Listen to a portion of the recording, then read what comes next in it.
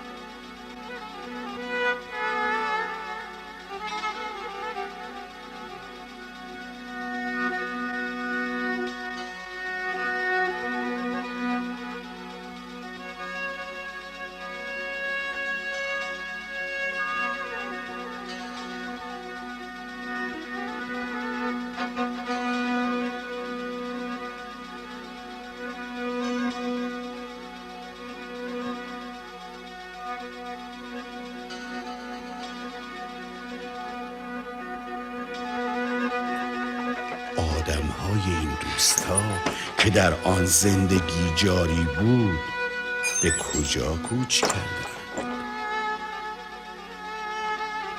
آقا این چند سال کار بوده تو این قهوه خونه؟ الان چند ساله؟ 70 ساله. 70 سال کار اینجا بوده. بله بله. اون موقع وضعیت بازار اینجا چجوری بوده؟ بازار موقع خوب بود. چه کسایی می اومدن اینجا برای خوردن چای توی قهوه خونه؟ محلی بوده دیگه. غریبی می آمد، چوبدار می آمد، قاطر چوبدار رو می آمد، چوبداران می آمدن، قاب چوبدار می آمد اینجا. بیوان می آمدن، می ماندن، شب می ماندن، روز می ماندن، چای می خوردن.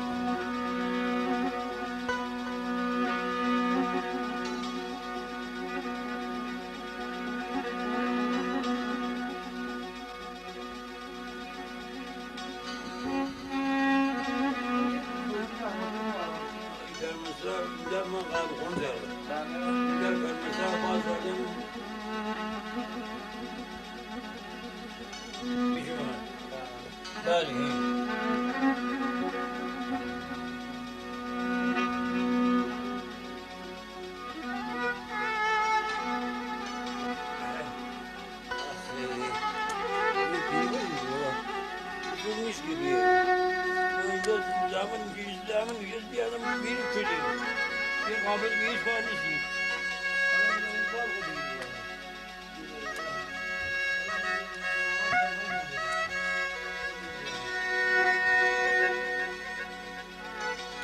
شادپور یکی از اهالی روستا برایم توضیح داد که بازار این روستا زمانی مرکز داد و ستد و عیاب و ذهاب روستاهای اطراف دیلمان بوده و تقریباً تمامی شغلهای مورد نیاز روستاییان از جمله 2 مطب پزشکی در این بازار رواج داشته که موفق شدم چهره روانشاد دکتر طالب نوری آسیابر، یکی از پزشکان مردمی و خوشنام این روستا را در قاب تصویر بیاورم.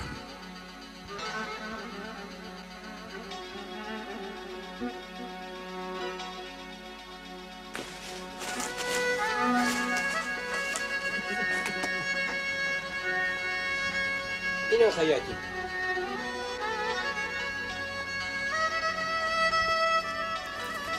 خیاطی. چه نوع خیاطی بوده اینجا؟ همون لباسای پشمی و اون لباسای محلی و اون زبان خیاطی. شما چیزی یادت میاد از شور و حالی که اینجا حاکم بود؟ خیلی زیاد. میتونی برام شرح بدی چطوری بود؟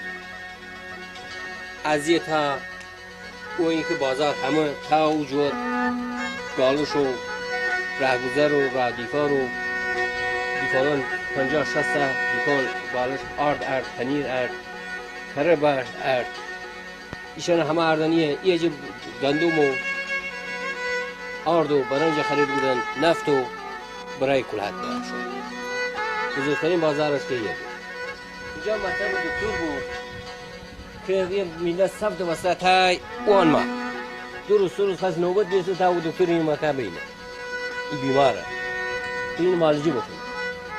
حمید و عزیزالله نیز در گذر از بازار درد دلهایشان سرباز کرد و در صحبت با تنها حمامدار قدیمی این روستا خاطراتشان را بازی کردن رقص کردن همین.